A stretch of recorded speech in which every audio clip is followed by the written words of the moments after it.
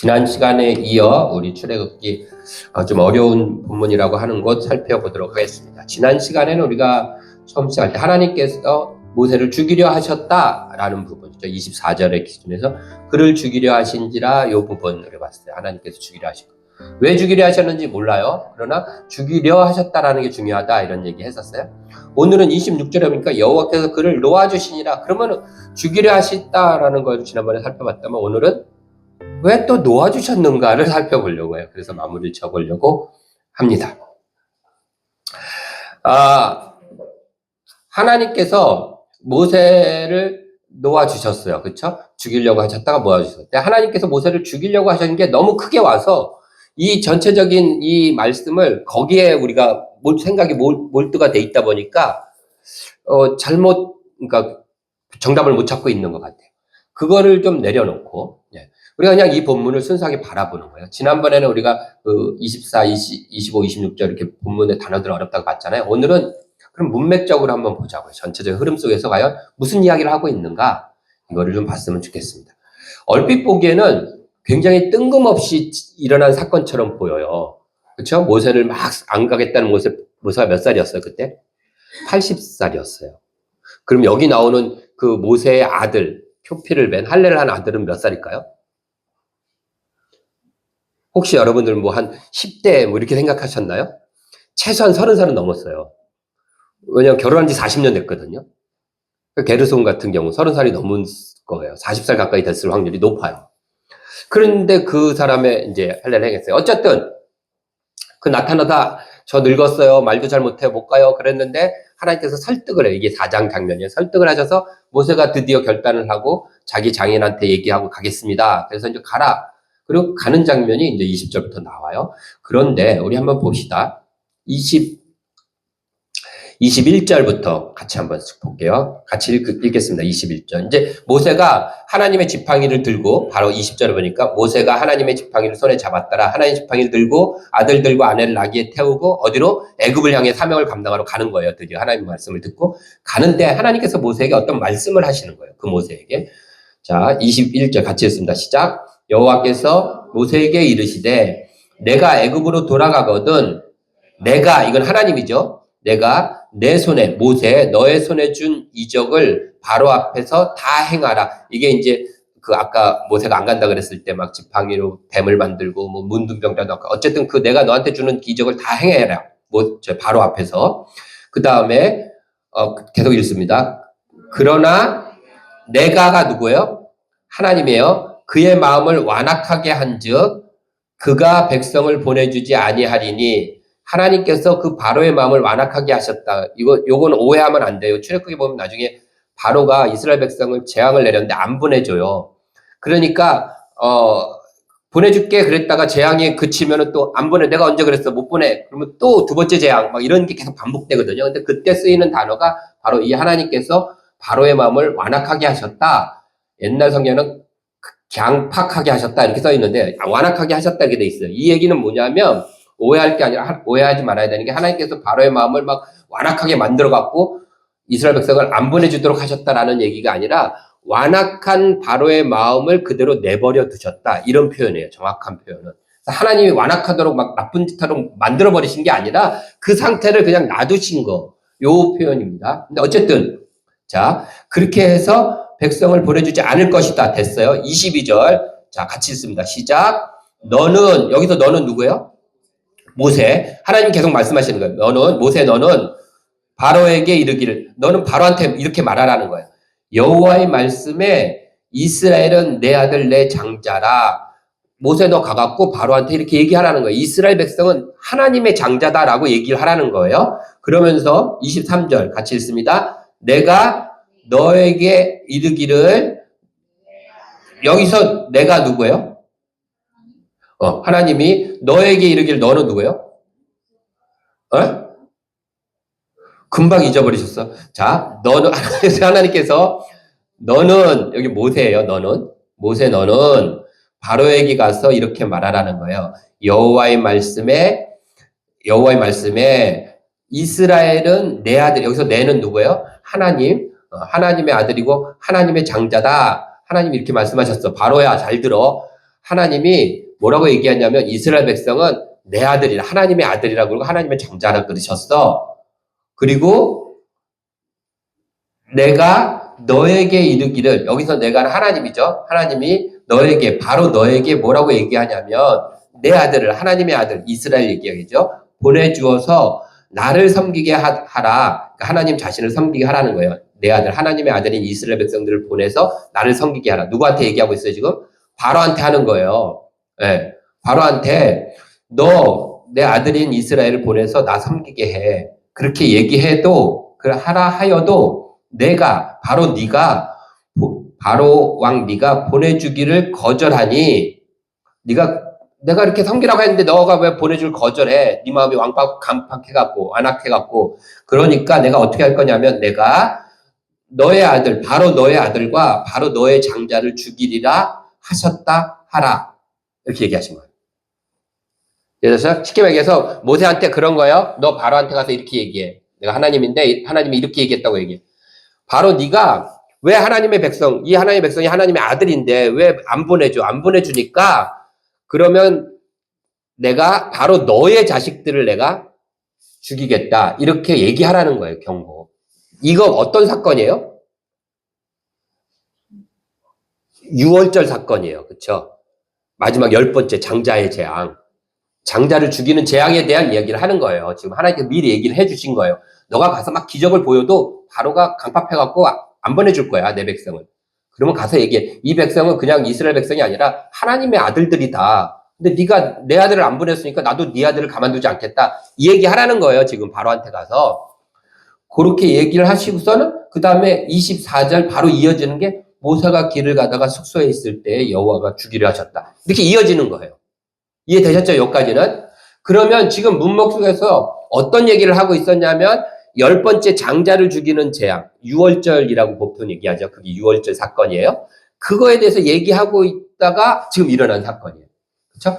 그러면 우리가 가장 보편적으로 생각해, 지금 그거와 관계된 이야기인가? 라고 생각하는 게 제일, 그렇죠? 순서죠. 그렇죠? 그러면 과연 이 사건이 유월절과 어떤 관계가 있지? 그 사건을 쭉 보니까 이런 것들이 있어요. 24절부터 25절 내용을 보면 이런 거예요. 단어로 한번 써볼게요. 이런 거예요. 하나님이 죽이려 하심. 하나님이 죽이려 하시는 게 있어요. 그리고 아들이 나오고 피가 나오고 하나님이 살려주셔요.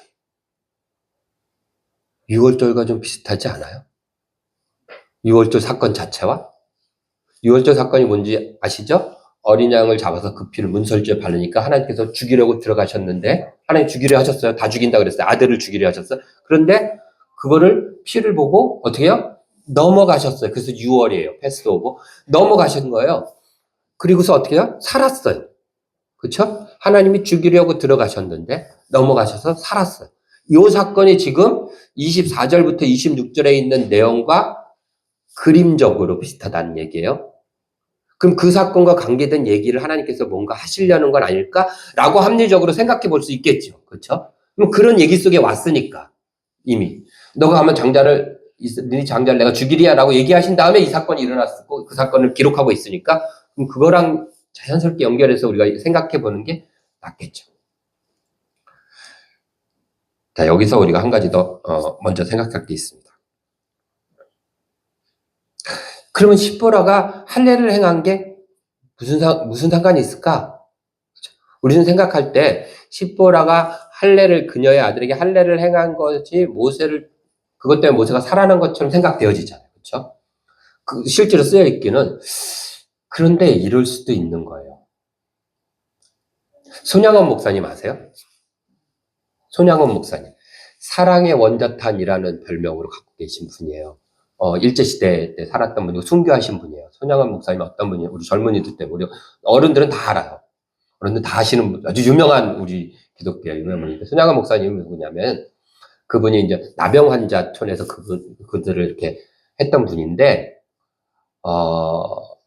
아들이 4명이 있었어요. 근데 첫째 아들과 둘째 아들이 죽어요. 어떻게 죽냐면 그 공산주의자, 그때는 이제 6.25 시작 직전이었기 때문에 공산주의자들이 막 있었어요. 그 공산주의자 중에 한 사람이었던 안재선이라는 사람이 있었어요. 이 사람이 손양원 목사님의 아들들을 저거 예수쟁이고 저거 친미, 그땐 친미가 되게 나쁜 거 의미였어. 공산주의자들 지금도 그렇잖아요. 그렇죠? 그래서 저거 예수쟁이들이다. 그래가지고 그 사람들을 잡아다가 총살시켰어요. 총으로 쐈어. 직접 안재선이라는 사람이. 그러니까 큰아들과 둘째 아들을 죽였어. 근데 이제 그 사건이 다시 이제 그 시대가 바뀌어가지고 몇 년 지나고 그게 재해석돼서 공산주의자들이 쫓겨나면서 이제 이 사람이 체포됐어. 사형 선고, 총살형을 선고받은 거예요. 근데 그 사람을 이 손양원 목사님이 그 소식을 듣고 가갖고 살려달라고. 그래갖고 그 사람을 위해서 막 탄원서 내고 자기 아들 둘을 총살시킨 장본인인데 탄원서 내고 막 그랬어요. 그리고 나서 그 사람을 결국 풀을 끄집어내서 살려내서 그 사람을 양아들로 삼았어요. 그래서 사랑의 원자탄이라고 얘기하는 거예요. 그래 모두가 그 이해가 안 가잖아요. 그렇죠? 그래서 많은 질문인데 그중에 가장 많은 질문 중에 하나가 이거였어요. 어떻게 그 사람을 용서했습니까? 내 아들을 죽인 그 범인인데. 그때 이런 얘기를 해요. 내가 그를 용서했기 때문에 아들로 받아들인 것이 아닙니다. 그를 용서하기 위해서 아들로 받아들인 겁니다. 이게 굉장히 신앙에 중요한 원리가 있어요. 우리는 누군가를 사랑하기 때문에 손을 내미는 거, 누군가를 용서하기 때문에 손을 내미는 건 아니에요. 그렇게 하기가 어려워요. 70번씩 7번 원수를 사랑하라. 우리는 원수를 사랑할 수가 없어요.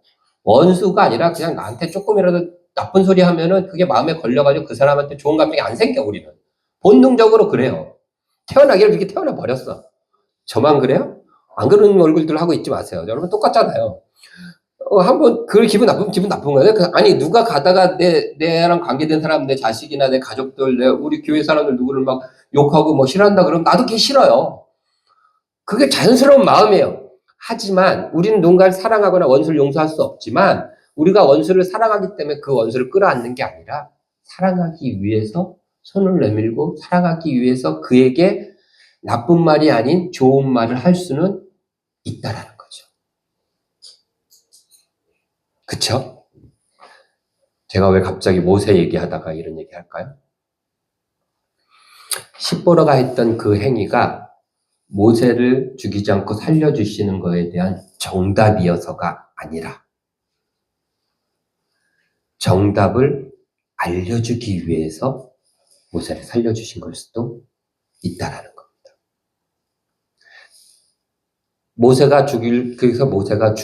하나님 모세를 죽이려고 하셨던 이유가 할례를 받지 않아서라든지, 우리 그거 아니라고 생각해 봤잖아요. 왜냐면 할례 때문이면 말씀하시면 되고, 또 사실 모세가 할례 받은 것도 아니잖아요.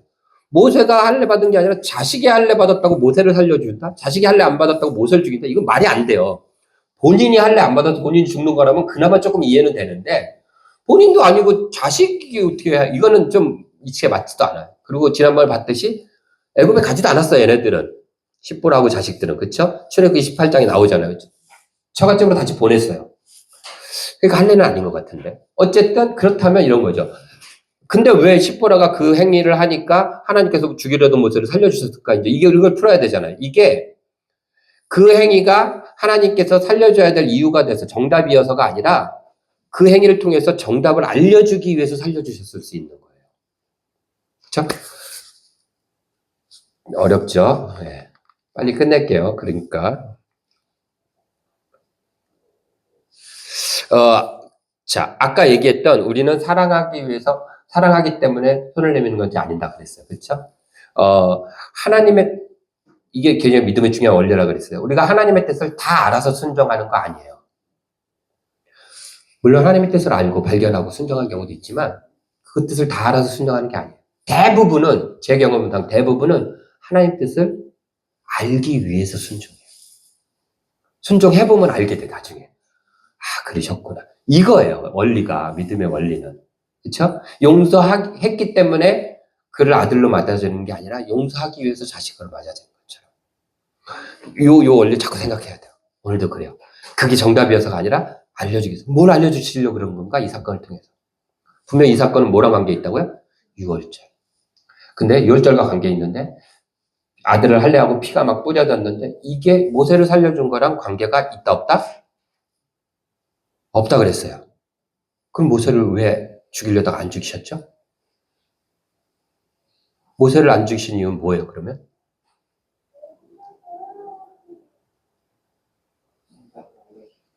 정답 알려주죠, 그랬대요. 그 정답이 뭘까요?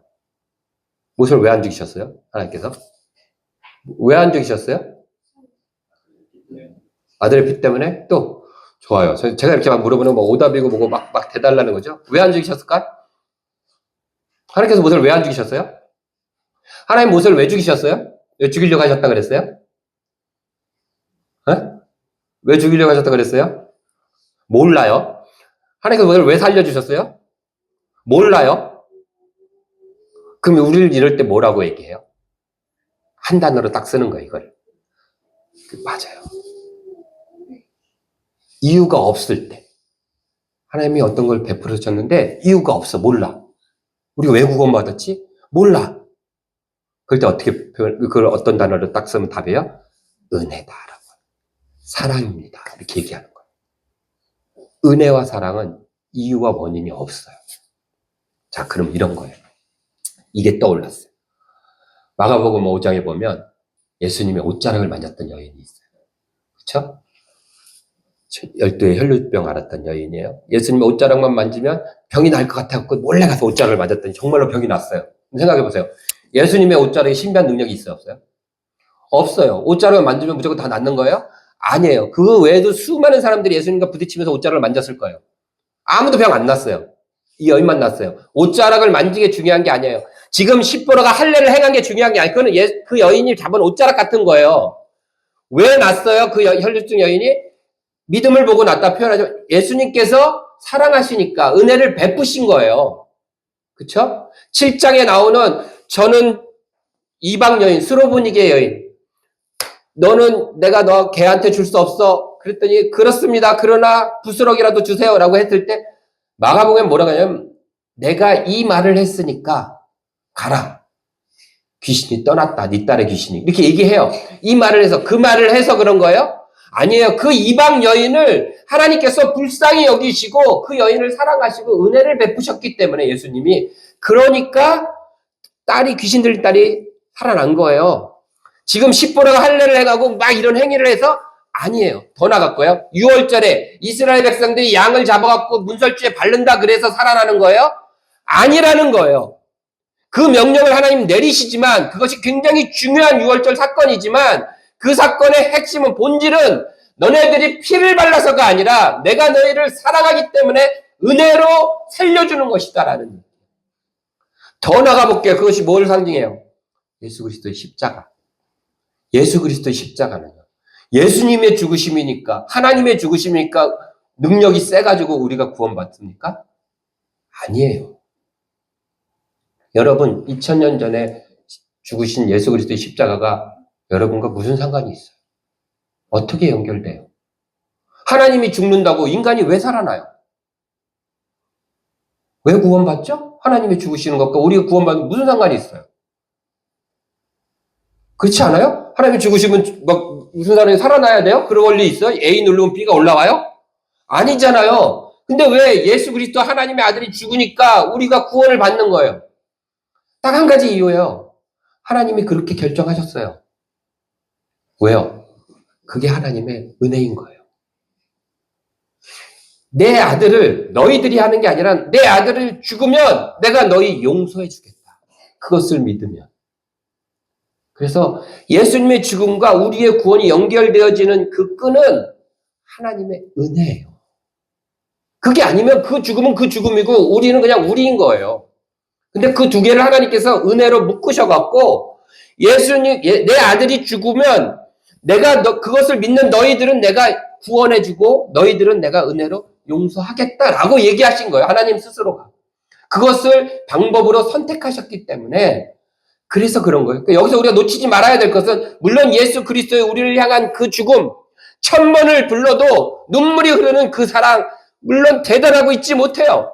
저도 예수 얘기, 예수 그리스도의 십자가 얘기만 나와도 지금도 눈물이 나고 그렇지만 반드시 잊지 말아야 할 것은 그것만큼 어쩌면 그것보다 더 거대한 하나님의 은혜와 사랑이 있다라는 거예요. 성부 하나님의. 그렇기 때문에 예수 그리스도의 십자가가 우리를 구원하는 십자가가 된 거예요. 이걸 잊으면 안 되는 겁니다. 하나님은 그 얘기를 하고 계신 거예요.